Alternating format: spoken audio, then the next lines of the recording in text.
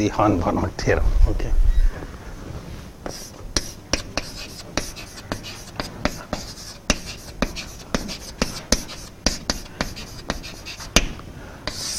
Let me make the statement first.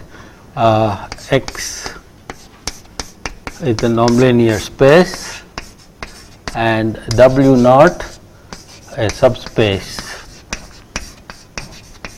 of X.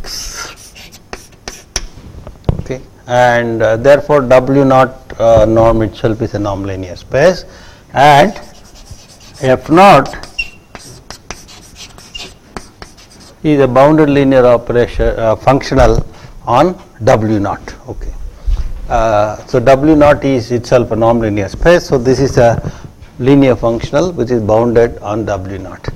Then these are all the hypotheses, implies there exists an F naught in X star itself such that 1 F naught is an extension of F, that is F naught W naught is equal to F naught W naught for every W naught in W naught. So that is an extension, that is this extension theorem. But more important, this extension itself as a linear thing is not a big deal, but to maintain the norm is the big deal. Norm of F naught as a functional on X star is the same as norm of F naught as a functional, okay, as an element of W naught star. Okay. So the smaller functional and the bigger functional have the same norm. That is the main. That part is the one that is difficult. If we did not have the star, if we wanted only linear, that is cakewalk. Okay. Okay, so as we said last time, can we even go get an extension to one dimension more? Okay. That is the first thing, is can we go up at all? First we want to go all the way up to X naught. Let us see whether we can get out of the clutches of W naught and go to a bigger space. So what we do is, therefore we first look at a small lemma, that if X1 belongs to X minus W naught, under these hypothesis, if X1 belongs to X minus W naught, then there exists a linear functional F1 bounded on W1 star such that F1, okay, let me write that, F1 W naught is equal to F naught W naught for every W naught in W naught, and 2, the norm of F1 as W1 star is the same of norm of W naught star. But what is this gadget W1, where W1 is W naught plus the subspace spanned by X1, which I will denote by Lx1, the linear span of X1. What is this? This is the set of all vectors of the form W naught plus alpha X1, where W naught belongs to W naught and alpha belongs to R. Okay, again let me first take case, assume real nonlinear space first. Okay, let us first assume everything real. So now this is what this says is, you have W naught and you pick a vector X1 outside and make a bigger subspace which contains this X1 and W naught and all their linear combinations. That is a one dimension going up. I am adding one more vector to the basis of W naught, namely the vector X1. Obviously X1 is not 0, okay, it is outside W naught. Okay, now how do I get this? So first of all, let us look at this lemma. In fact, as I said, if you get this lemma, you are practically through. If you know how to get out, you can get all the way out. Okay.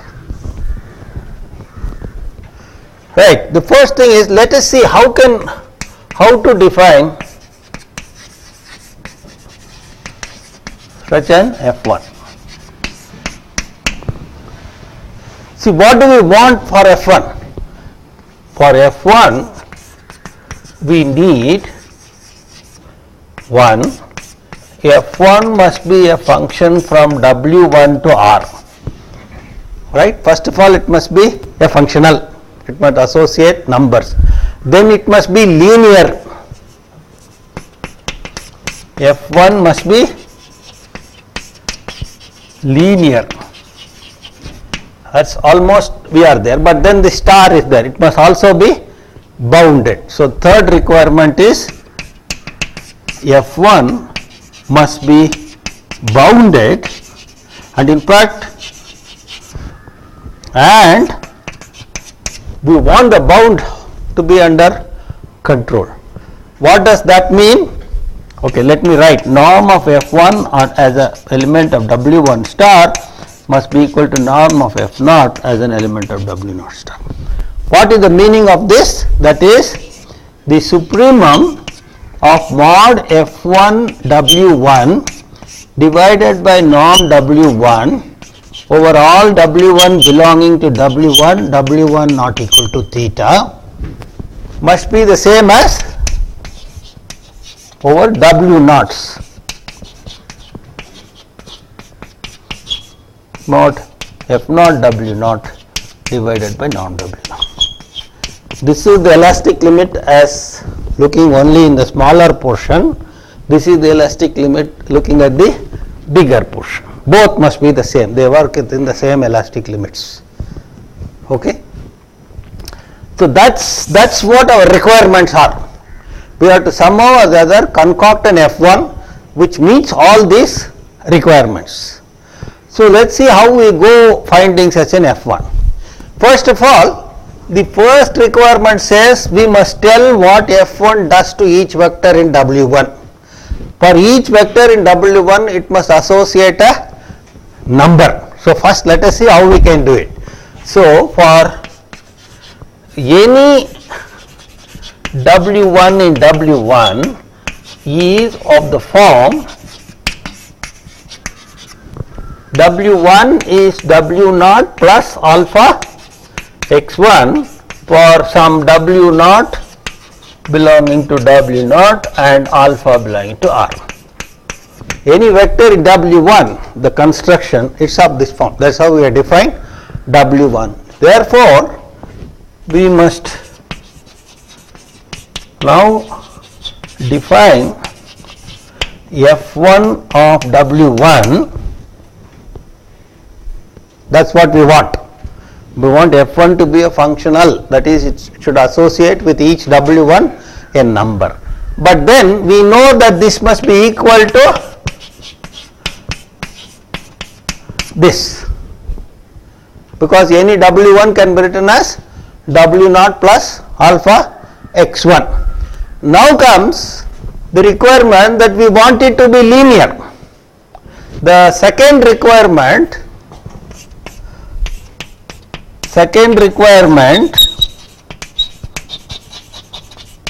makes it equal to F1 W0 plus alpha F1 x1. So there is one more thing that I will call this 4, this as 5, 3 must be the extension. Okay, F1 W0 must be equal to F0 W0 for every W0 band. So it will be not only linear, maintain the norm, but it should also be an extension. That's what is important. Okay. So now the linearity part, the demand that it should be like this. Now the requirement 3 that it must be an extension. So the requirement 3 makes that equal to F0 W0 plus alpha F1 x1. So therefore, if at all there is such an F1, you must define it to be that its action on any W1 W1 being of this form must be in this. So in this is already known. F0 is already given to us, and given the vector W1, alpha is also known. So the only thing that is free for us is to say what F1 does on x1, and that must be a number. So there let us equal to F0 W0 plus alpha R, where R belongs to R. So any such R, so choosing any R,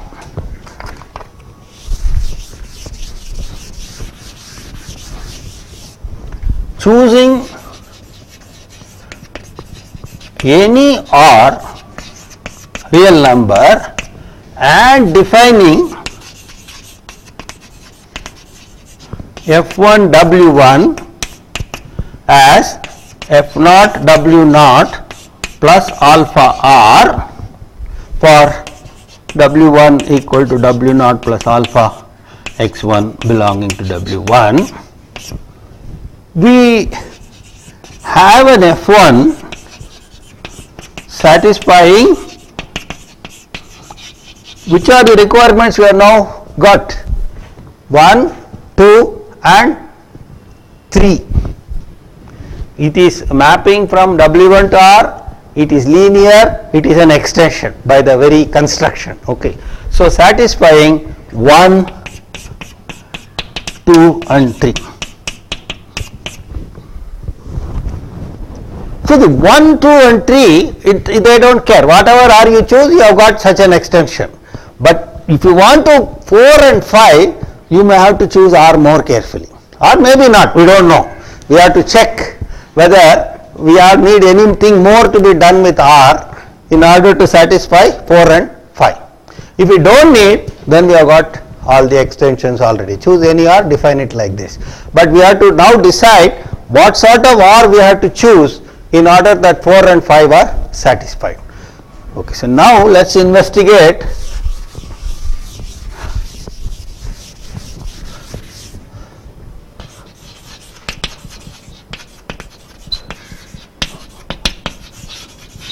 how to choose R so that 4 and 5 are also satisfied.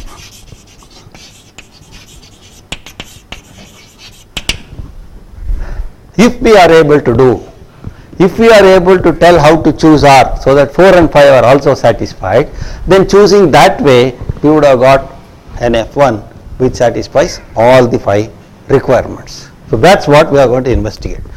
What does this boundedness in addition tell us? How exactly you are going to choose your R? This up to this point, the linearity and the extension demands only that you choose it in this way and take any R you want, it doesn't matter. You will get your linearity and your extension. But the only question now is the norm part or the boundedness part of it. So for the boundedness part, we must see how that F1 grows. Okay, that is how the boundedness. So for any W1,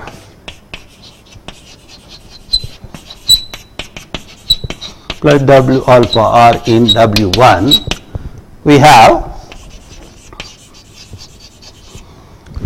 this is the definition, modulus of F0 W0 plus alpha R, which is the same as F1 W1 by the definition. The way we have defined, that is what we have got. But now we want F1 to be bounded. So therefore we want this to be, what is that? 4 requirement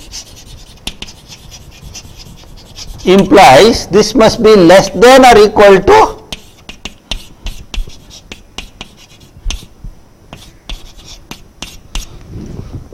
if it has to be bounded, it is forced to be less than or equal to the norm into the neighborhood. So the demand that it should be the bounded says that it should be of this form. And also the requirement 5 says that this norm must be exactly equal to this. So the requirement 5 says that the 4 and 5 therefore say this must be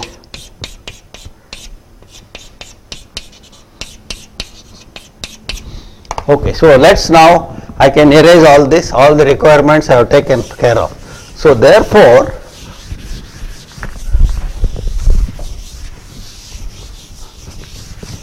four and 5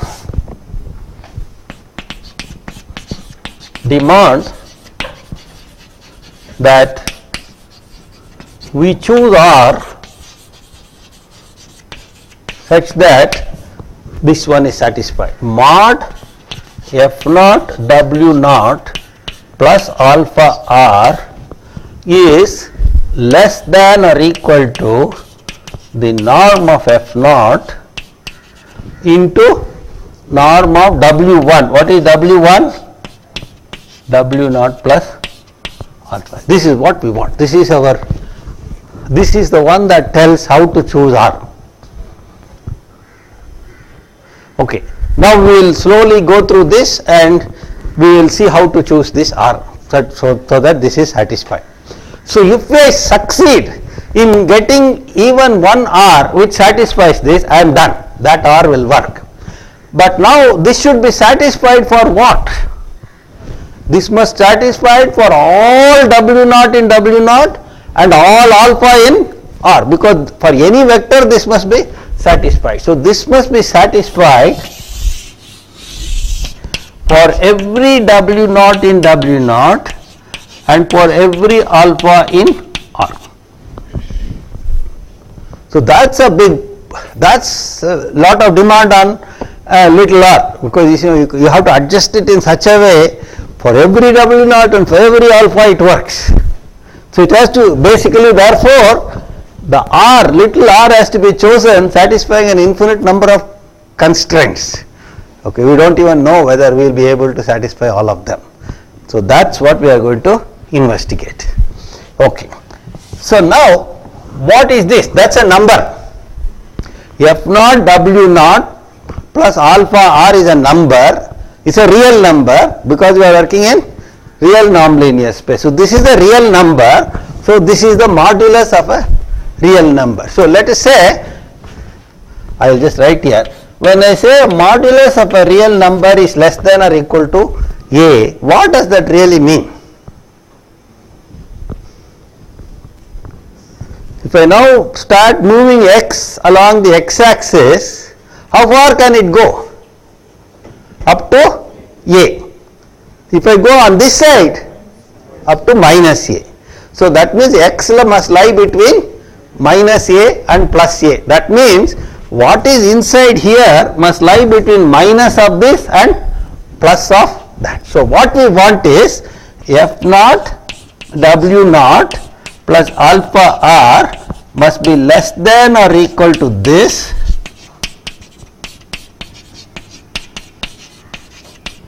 and the minus of that.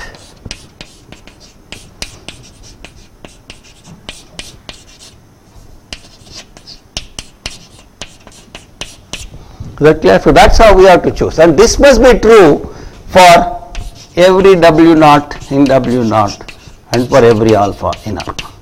So that's how we must choose R. If we choose R like this, then we are done. Is that clear? So now we are going to look at this carefully.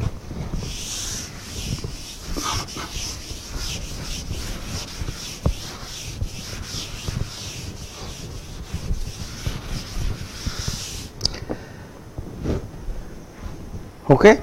So my job is to choose R such that this is satisfied.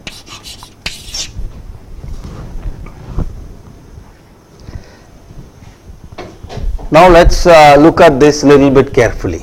Okay, I will take this to that side. Okay, if I can put this as minus F naught W naught and this also as minus F naught W naught plus, so that I will separate out the alpha.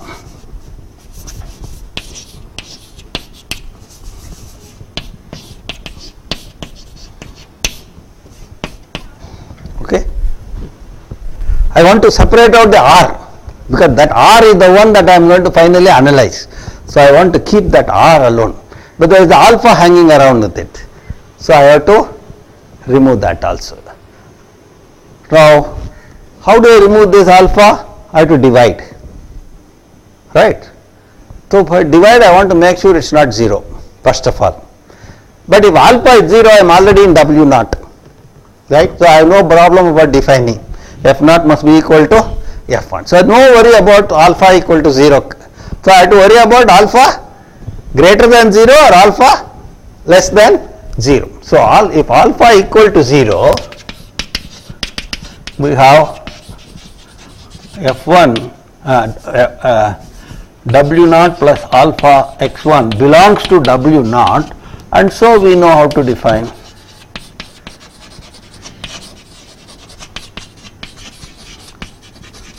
F1 W naught. Okay, what it means is that then there is no problem about this definition at all. Whatever R you choose, that term is not going to appear. Okay, it's not going to put any constraint on R. Any R you choose, that R is not going to anyway appear in the definition of F1 W naught. So we are not worried. So now let us look at alpha greater than 0.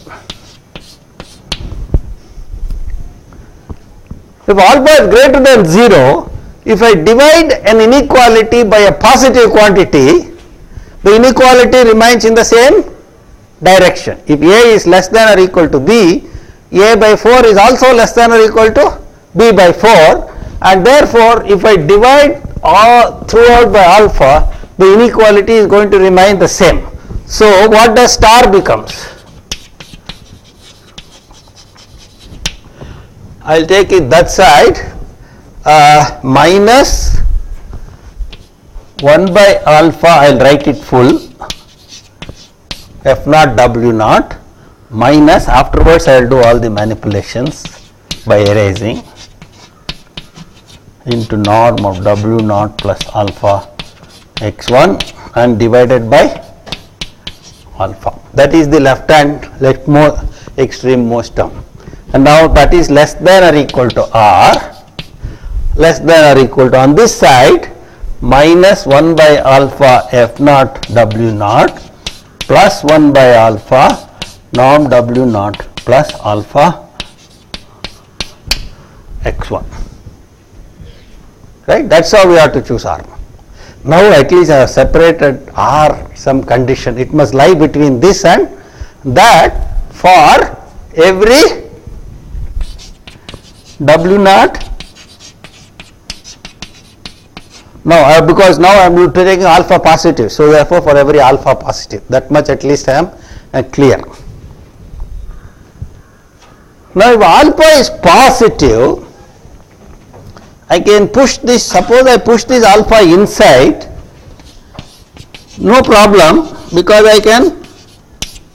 because it's linear, constants can be pulled inside and outside. F naught is linear, that's given to us, F naught is given to be linear, so I can push it inside and then I will pull out an alpha. When you pull out an alpha, it will come out as a modulus alpha. When I pull out an alpha from the norm, it will come out as a modulus alpha, but alpha is positive, so the mod alpha will remain as alpha. So this alpha will come out, cancel with this alpha, and I will just get this times norm omega. I have pulled out an alpha, so I have to compensate there, so that will become that. Right, so therefore I am rewriting the left hand side in this format, and then less than or equal to R, and I do the same thing on the right hand side. Pull out the alphas, push in the alphas, etc. Now omega, there is one more term factor here, norm F naught W naught star. Isn't that there? There is a term, okay, that I wrote here, norm F naught W naught star into norm W naught by alpha plus x1,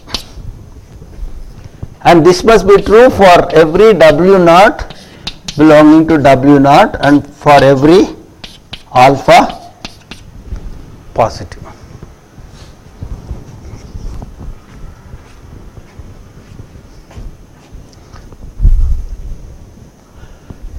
Now, what do you see here? When W naught varies all over the space, what happens to W naught by alpha? That will also vary all over the space, except, right? Because if you want to get a vector some z in W naught, all you have to look at it as alpha z by alpha and you get it. Take W naught to be alpha z and then that divided by alpha will give you z. So, if you take the vector space, you can write all the vectors x you want as alpha y where alpha is greater than 0.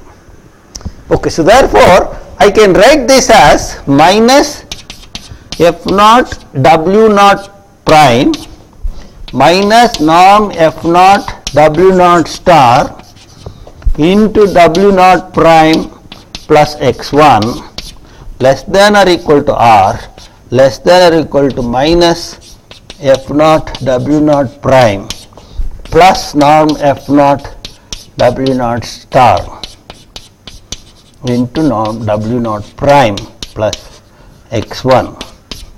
Now for all w naught prime belonging to w naught. Okay, that's how we have to choose R.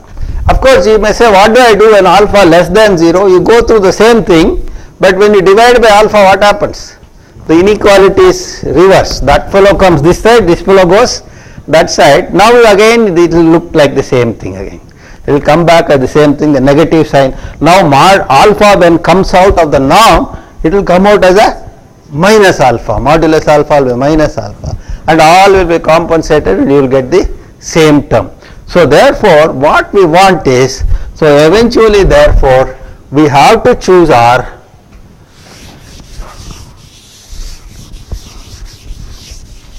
I keep on writing. So we have to choose R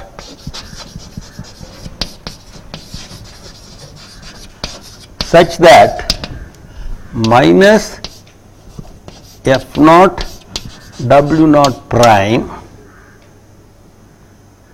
plus norm f naught w naught star norm w naught plus x1 is less than or equal to or less than or equal to all the things. Let's write minus f naught w naught plus norm f naught w naught star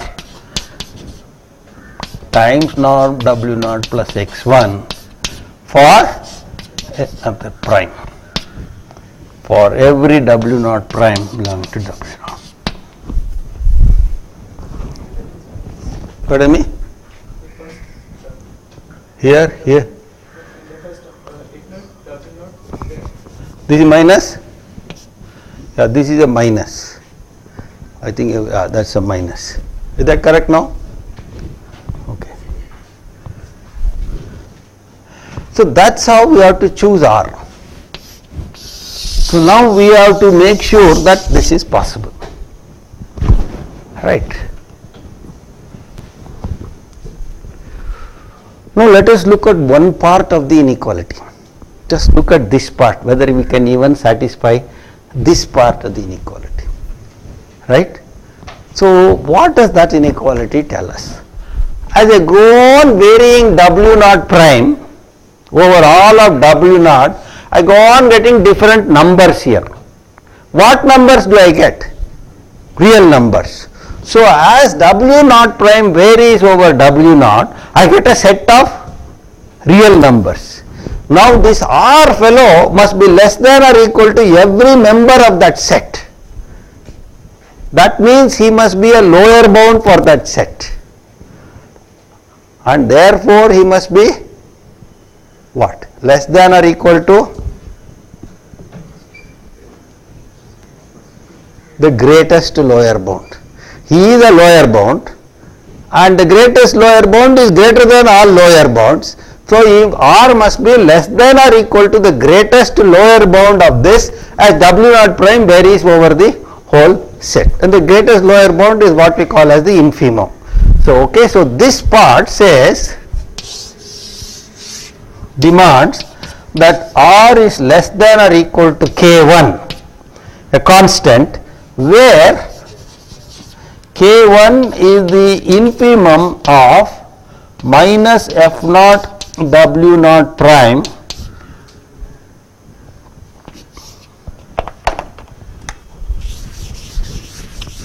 plus norm F naught W naught star into norm W naught prime plus x1, where W naught prime varies over all of W naught. Now we get one fixed number. See, we want to pull down finally R must be less than or equal to some number K1, right? So R must be less than or equal to K1. And similarly, what does this side say? As W naught prime varies over W naught, I get a set of numbers, I get a set of real numbers. This fellow must be an upper bound for all of them. If he is upper bound, he is greater than the least upper bound. He is among the least upper bound is the smaller one among all upper bounds. So R is one upper bound and therefore he must be small. So therefore this must be greater than or equal to K2, where K2 the upper bound, supremum, least upper bound over, I will call it as a W naught 2 prime because the variation is now a different over the whole set. So this is an arbitrary variation and that is an arbitrary variation.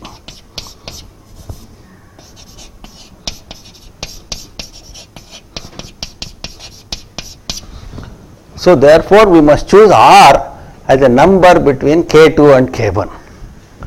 Okay. Huh? That infimum and supremum of these two sets exist. We need to show. Well, if they don't exist, it will be infinity. If the infimum doesn't exist, it is minus infinity. If the supremum doesn't exist, it is plus infinity. Then the problem is we cannot choose such an R. So we want to show that this K2 and K1 K2 is less than or equal to K1. Okay. And therefore there is a number between the two. Even if this fellow is minus infinity and that fellow is plus infinity, I am okay. I want to choose one number between them. So the question is K2 less than or equal to K1? If that fails, the whole exercise collapsed. Right? We want to choose R between K2 greater than K2 but less than K1. But to start with, if K2 is on this side and K1 is on that side, finished. I am in a dilemma. So therefore, now it says, if we can show that the K2 is less than or equal to K1, then we have won the game. Okay. Otherwise, this is like playing cards. All the fellows, the F0 has played his card, everybody has played a card. Now I have to play the R card. Now I analyze the situation. If I have to win the game, I have to play a card R, which lies between K2 and K1. It will be greater than K2 and less than K1. If I don't have a card of that type in my hand, I have lost the game. That means I don't have any number which is of this type.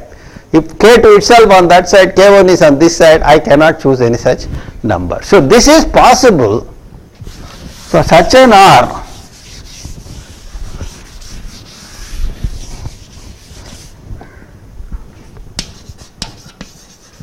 We can choose such an R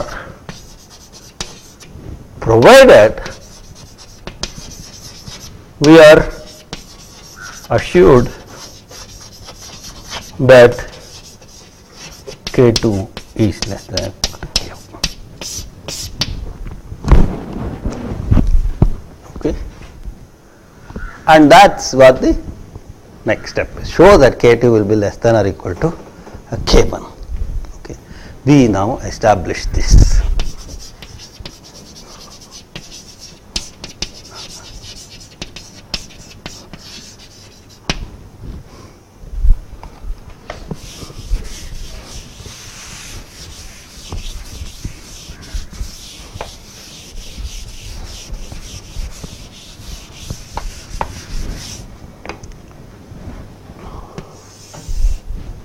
Okay, So that's how unfortunately Bourbakis will write a proof. Okay, the Bourbakis proofs will say, you want to prove this, let K1 be this, let K2 be this, and let R, it can be easily seen that K2 is less than or equal to K1, choose R between K2 and K1, define F1 like that, and we have everything. Okay, the whole proof will go upside down. Okay, so that will be like magic, pulling it out where the K2, defining K2 and K1. The definition of K2 and K1 is forced on us. We have to look R like this. Okay, so now we will establish it is worth seeing whether this is true. If this were true, even if it is equal, it doesn't matter, I got an R, namely that same value. If they are different and if K2 is less than K1, I have an infinite number of choices of R. That's all it says. Okay. Now what does that mean? The supremum of a set is less than or equal to the infimum of another set. How to establish that?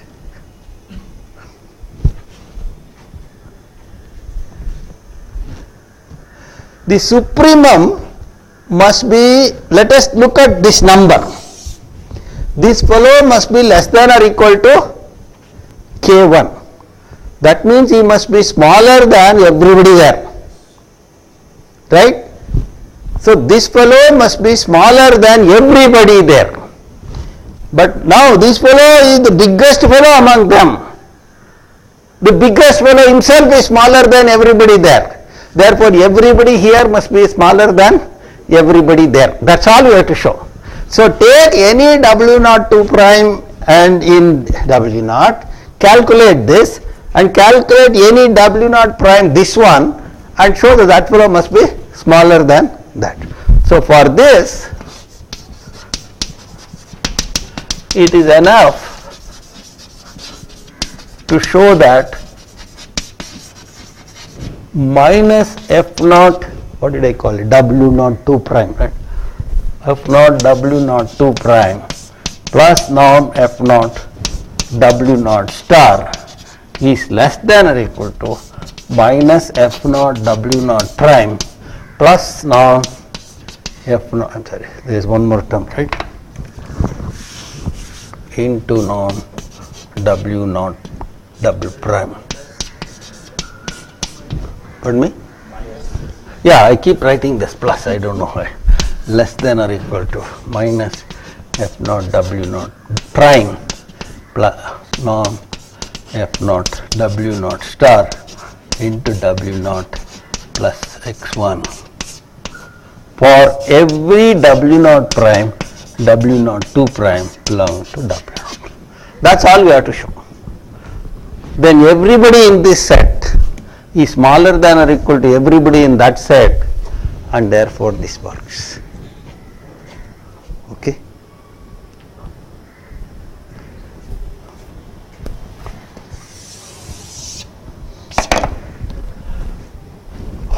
Okay, so how do I show this? Let me come back to this part of the board. So now remember, we have done all these things.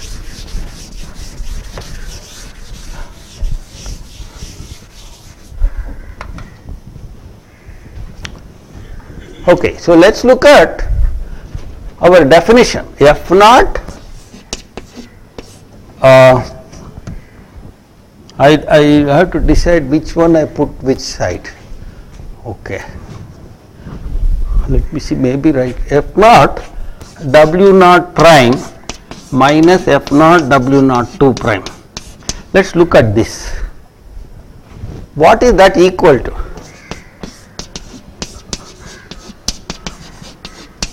That's linearity, right?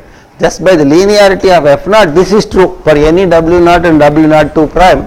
This is true, and therefore the modulus of this is equal to the modulus of that.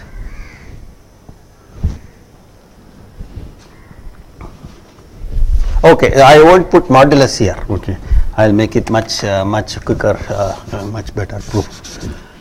Any now, first of all, it is equal to this. that says any number,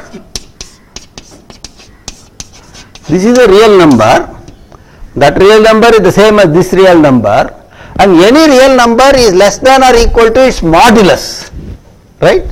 Any real number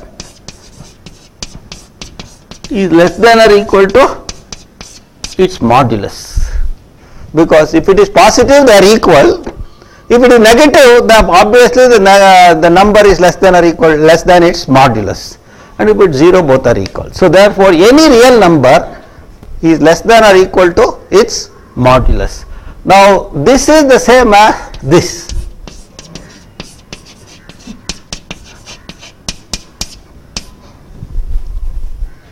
Right? But now f naught is bounded. Modulus of f naught of something is less than or equal to the norm of f naught into the norm of that something. So that says f naught w naught prime minus f naught w naught w prime is less than or equal to norm f naught w naught star into norm of w naught prime w naught double prime. See, I am slowly bringing the terms that I want. So almost I got what I want, okay, except that I have to bring in an x1 somehow, okay.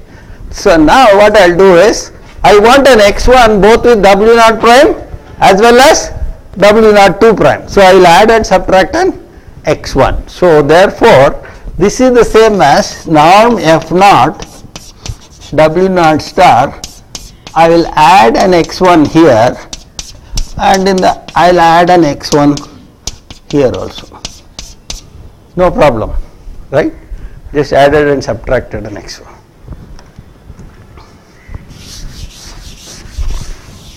I am done. I have to separate these two terms, because one fellow should come to one side, another fellow should go to another side. But then I can separate it, because norm of u plus v is less than or equal to norm of u into norm of v. So that is less than or equal to norm of f naught w naught star into norm of w naught double prime plus x1 plus norm of one is prime, the other one is double prime, right? Because norm of a minus b or norm of a plus b is less than norm of a plus norm of b. I am practically done. So now what I will do is,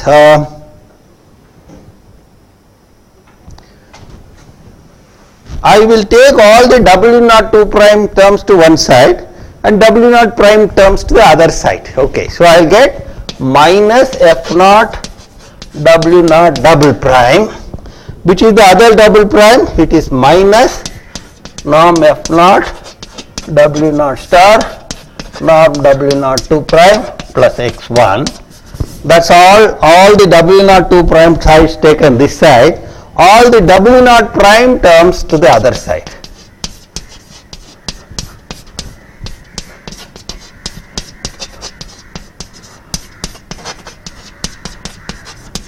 And that's exactly what I wanted. Okay. Precisely that happens as we wanted for any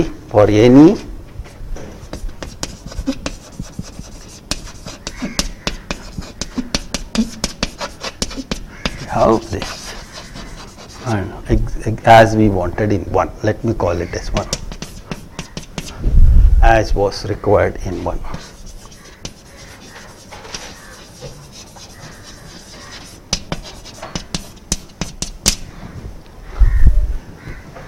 Right? So therefore we are lucky, and it works. Okay. So this Banach was a fantastic guy. Okay, Stefan Banach, a Polish mathematician.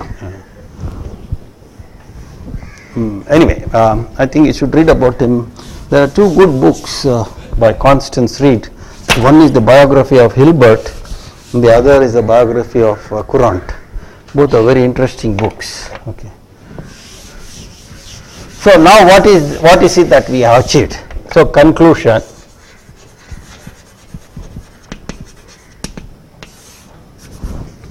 given W naught subspace of X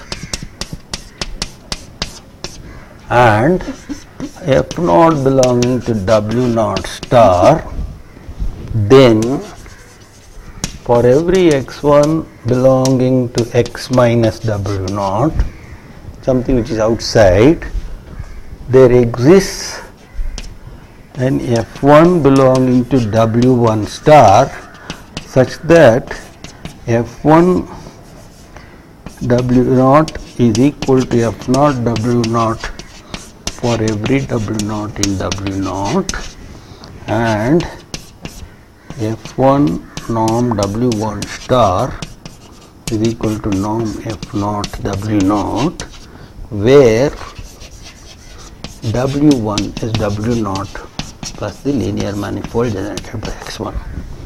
To get F1, how do we get such an F1?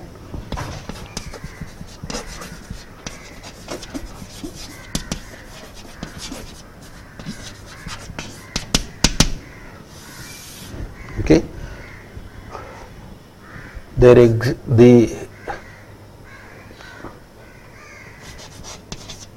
we show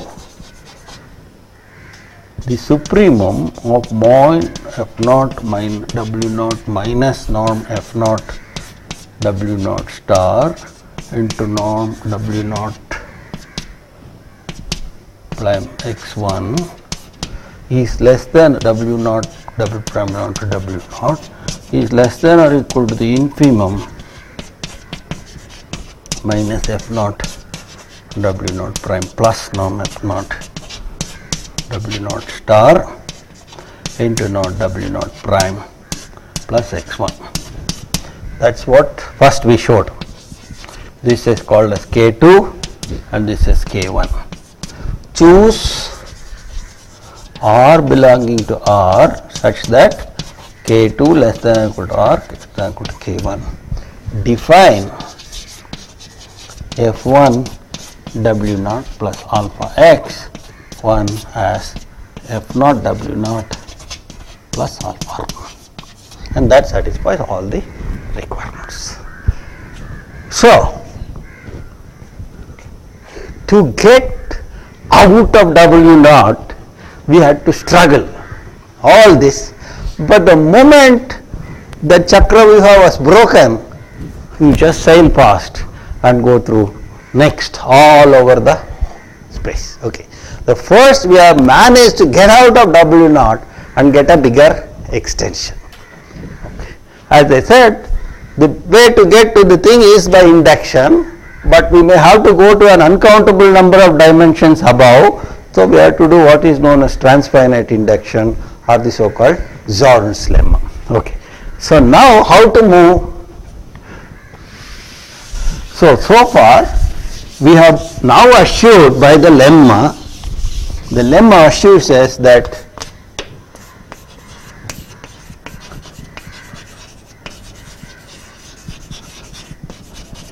there is an extension,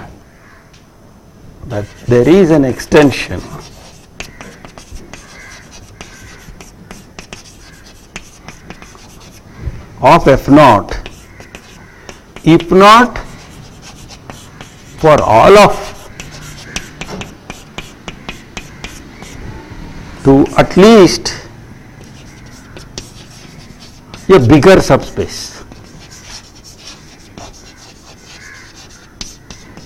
That much, that's what it says, you can get out. You can make it a bigger function. That's all that lemma achieves. Because if you can go for one dimension, then from there you can move further one dimension, further one dimension, further one dimension. Therefore, there is a many extensions are possible. So, the first thing is that extension is possible. Arnbanach said extension is possible to the whole space. That's what it is important. So when I say extension, it is norm-preserving extension. Remember that extended norm has the same as the original norm. Both the extension and the original one work within the same elastic limit. Okay, so now how do we make the extension? How do we show that there exists an extension for all of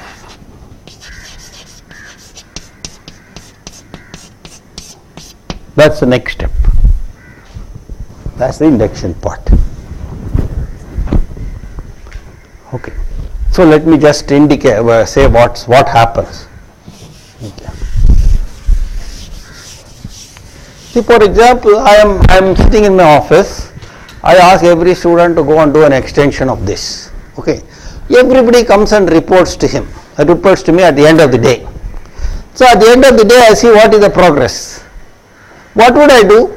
I would have take the student who was extended maximum possible, right? On that day at least. What does it mean? Okay. So then I will go on and on until no more maximum is possible. So I will say this is the best we can do, and then see whether the best we have done is exactly what we wanted. Okay. So what we want to do is, therefore we have to look at what is meant by how do I compare the two extensions done by two students. Okay. So therefore I want to have some idea of comparing. This is where the order comes in. Who is done better than the other? This is the partial order that we have to introduce on extensions. This is a typical proof in all these cases, okay, in the application of Zorn's lemma. So what we do is, what does an extension mean? Originally we had W naught and F naught. An extension is a bigger space and a corresponding linear functional. So we will say,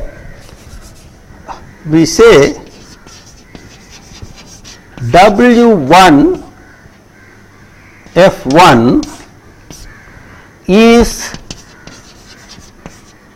and now I will write it as linear non-preserving. Remember, that's what we want. We want it to be a linear functional and non-preserving. So linear non-preserving. So let me at least once expand it. Linear non-preserving extension of W naught F naught. The given data is W naught F naught. The given data is the subspace W naught and the bounded linear functional F naught and W naught. So we say this W1 F1 is an extension of this given data if W naught is contained in W1 and the restriction of F1 to W naught is F naught. F1 belongs to W1 star. The norm of F1 star is equal to norm of F naught. F1 W1 star is equal to W naught star. Okay. So whenever you have a bigger subspace, may be equal. Okay. In which even I consider F naught itself as an extension of itself. It is the extension only to W naught. Okay. So therefore, so I take W naught equal to W1 also as possible. So whenever this one is such that it supersedes this or equal to this, is called an extension. What the lemma says is there is only at least one such W1 F1. Okay. The lemma says there is at least one such W1 F1. So now we are guaranteed that there is one such. Let us consider all possible such. Okay. So let E naught be the collection of all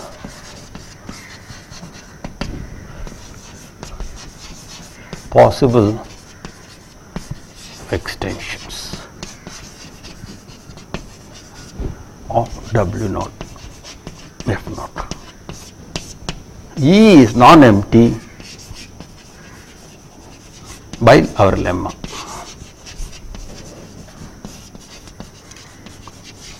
The lemma says there is at least one such extension.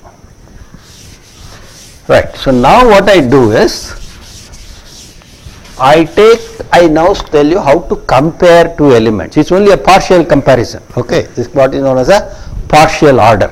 Okay. So for W alpha F alpha, W beta F beta belonging to E. That means both are extensions of W naught F naught. Both are extensions of W naught F naught. We say W alpha F alpha precedes W beta F beta. This is a partial order relation we are trying to define. W alpha F alpha precedes W beta F beta if this fellow is an extension of this fellow. If, what does that mean? If this fellow has to be an extension of this, W alpha is contained or equal to W beta, and F beta is a linear non-preserving extension of F alpha. Okay. So the ordering is by extension.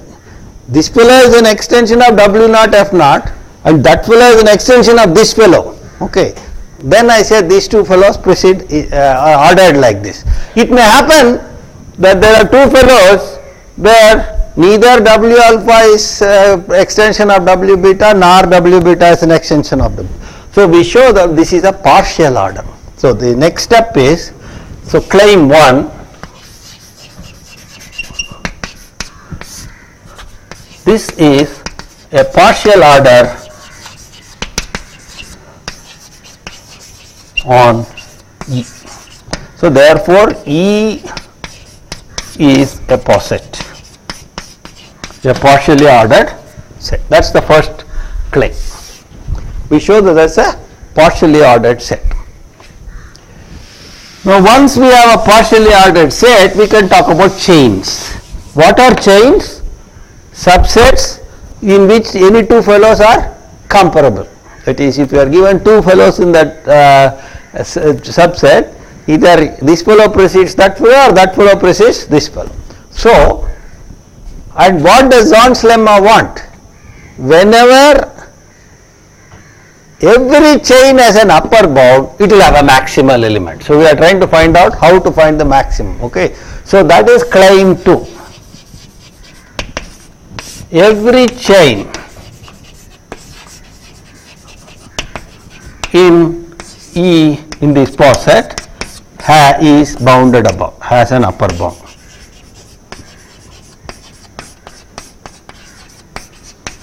That will be the claim 2. Okay.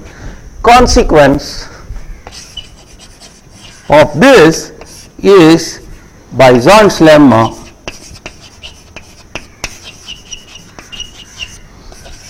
E has a maximal element.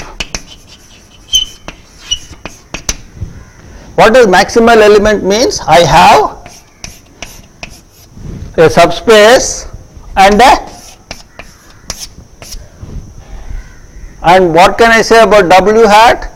It must encompass W naught, and F hat must be an extension of F naught, because any element in E is an extension of W naught F naught. So that means, that is, there exists in E such that W naught is contained and equal to W hat, and F hat is a linear non-preserving extension of F naught. If we show that W hat is the whole space, we are done. If we show that W hat is the whole space, then I got an extension for the whole space which is non-preserving, linear, everything, and that's exactly what Hahn-Banach theorem is. So that's claim 3. Claim 4 or claim 3. Claim 3 is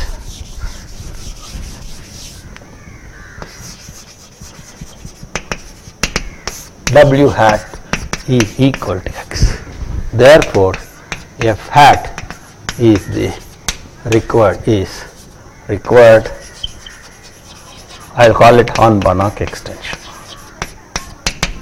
which is now extended to the whole space. So that's how the argument is. It says once you learn how to get out of the space, then once you learn to get out of the space, look at all possible getting outs. Among all possible getting outs, look at the maximal getting out, and that maximal getting out is exactly what you wanted. It is the whole getting out. That's the theorem. Okay. So one step you take out, you are through to the whole space. Okay, so now probably I will quickly tell you for the time being what. For example, how do I get this if I had claim 1 and claim 2? If this were not equal to x, then it will be inside x. Then my lemma says I can go one step further, and therefore this will not be maximal, because this will be the maximal. So therefore the lemma tells you that if this is maximal, it has to be all of x. If it were not all of x, there is always one step further available for you. So this is very easy to get once you know its maximal. So therefore, how do I know that a chain has an upper bound? What do I mean? I got a lot of fellows. I want to put one fellow who is an extension of all these fellows, the upper bound.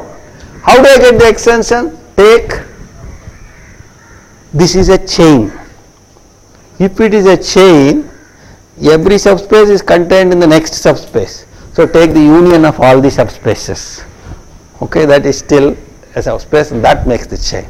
And how do I extend? Well, take anybody there, he is in one of these subspaces, so it has to be extension, define it to be that, and there you get the extension. So therefore, it is not very hard to show that it is an upper bound, and that is a simple exercise on partial order definition. It has to be, by definition it is reflexive because equal to is allowed, and then if both are valid, then W alpha equal to W beta, and F alpha is an extension of beta, F beta is an extension of F alpha, so both must be equal. So that's very obvious. And then the transitivity is trivial. W alpha is contained in W beta is contained in W gamma, and so on. So therefore these claims are easy to verify, and with that we get the Hahn-Banach theorem. Okay. So that's a fantastic theorem in the sense that from a limited knowledge, how you extend it, maintaining certain structures, elastic structures. The deformation is maintained within the same limit, okay, that norm. Without the norm, you want to just extend, you can even go out of all kinds of velocity, like Mr. tear the material itself. But here it says you can do it in a very nice manner. Okay. So this is a very central theorem in functional analysis, this Hahn-Banach theorem.